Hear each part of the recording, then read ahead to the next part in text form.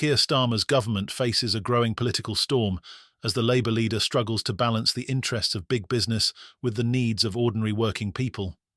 As Starmer prepares to host some of the world's most powerful financiers at the inaugural UK International Investment Summit, Labour's vision for economic growth has come under intense scrutiny. On one hand, Starmer wants to convince business giants like Google, Goldman Sachs, and BlackRock to invest in Britain and drive economic growth. On the other, his government is facing backlash from within its own ranks for what critics see as a soft stance on corporate interests, particularly as tensions flare over Labour's workers' rights agenda.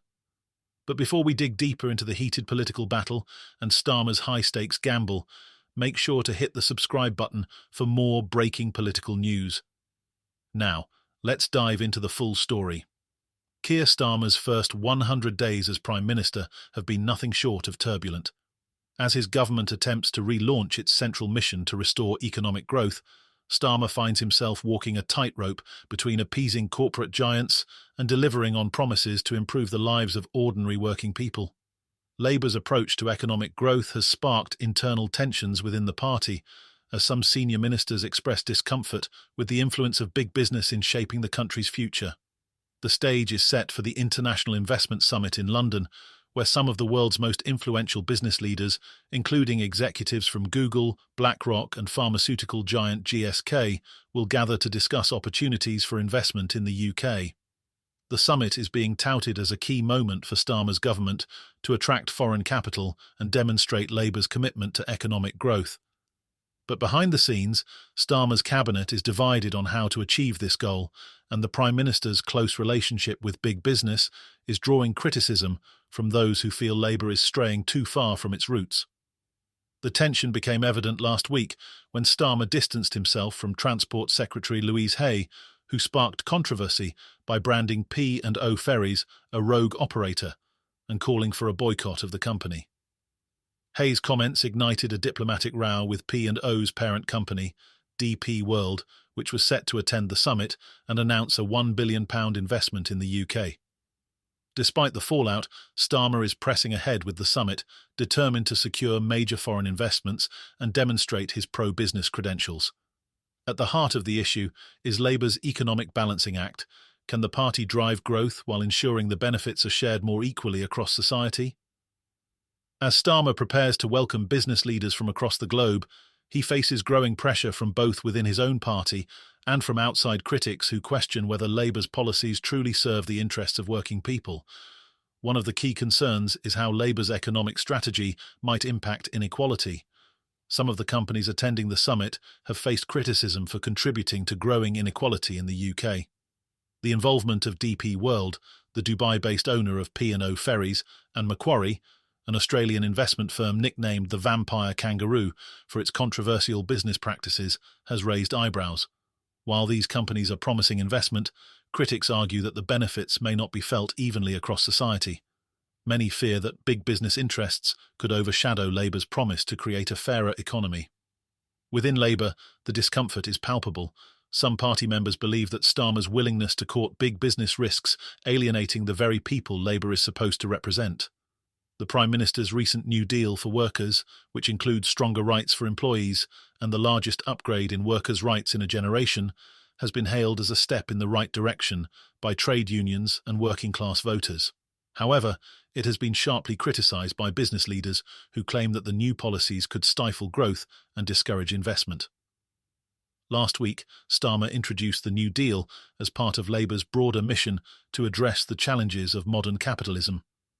The Prime Minister argued that capitalism does not work effectively without proper guardrails, pointing to the rise of zero-hour contracts, stagnating wages, and growing in-work poverty as evidence that more needs to be done to protect workers.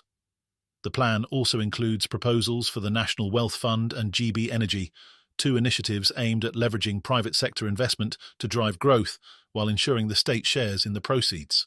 But this delicate balancing act between pro-business policies and workers' rights has drawn criticism from both sides. While Labour's pro-worker policies have been welcomed by some, business leaders attending the summit are voicing concerns that Labour's economic agenda could harm their ability to operate in the UK. With the autumn budget just 2 weeks away, many are anxious about the prospect of higher taxes, particularly as Chancellor Rachel Reeves has not ruled out raising national insurance contributions, NICs, for employers. Jonathan Reynolds, Labour's business secretary, recently suggested that Labour might increase NICs, a move that has been met with fierce opposition from business leaders. A rise in NX would be viewed as a tax on jobs, making it more expensive for businesses to hire workers and threatening job creation at a time when the economy is still recovering from the pandemic. For Labour, the challenge is clear: how to fund vital public services and investment in infrastructure without alienating the businesses needed to drive growth. The summit, set to take place at London's Guildhall and culminating in a reception at St Paul's Cathedral, will bring together some of the biggest names in global business. Top executives from companies like Google, BlackRock, and Aviva will rub shoulders with political leaders, including the First Ministers of Scotland, Wales, and Northern Ireland. The event is being billed as a major opportunity for Starmer to demonstrate Labour's commitment to growth, but the delicate balancing act he must perform is undeniable. Starmer is expected to deliver a keynote speech in which he will promise to slash red tape and streamline regulations that are seen as barriers to investment. "We've got to look at regulation where it's needlessly holding back investment," Starmer will say. "We will rip out the bureaucracy that blocks investment and make sure that every regulator in this country takes growth as seriously as this room does." For many business leaders, this rhetoric is encouraging, but concerns remain about how Labour plans to reconcile its pro-worker policies with its push for growth. Some business leaders are particularly concerned about Labour's potential tax hikes. The prospect of higher taxes on companies, wealthy individuals, and private equity executives is unsettling for those attending the summit. Labour's internal struggle is apparent. On one hand, the party wants to encourage foreign investment. On the other, it remains committed to ensuring that the wealth generated by that investment is shared more fairly. For Starmer, the stakes couldn't be higher. As his government tries to relaunch its economic agenda, the tension between big business and working people is becoming more pronounced. The Prime Minister knows that without significant investment, Labour's ambitious plans for growth and prosperity will fall flat. But with growing criticism from within his own ranks and pushback from business leaders, Starmer must carefully navigate this complex political landscape. The investment summit represents a crucial moment for Labour. It is an opportunity to showcase the government's ability to attract foreign capital and drive growth. However, it also highlights the challenges of governing in a way that balances the needs of powerful business interests with the rights and aspirations of working people. As the summit unfolds, all eyes will be on Starmer and Reeves to see how they handle this balancing act. Can Labour deliver on its promise of growth without alienating its core supporters? Will Starmer's pro-business stance undermine his government's commitment to reducing inequality? These are the questions that will shape the future of Starmer's leadership and Labour's chances of success in the coming years. Also, don't forget to subscribe and hit the like button. We are trying to provide you the newest political scandals.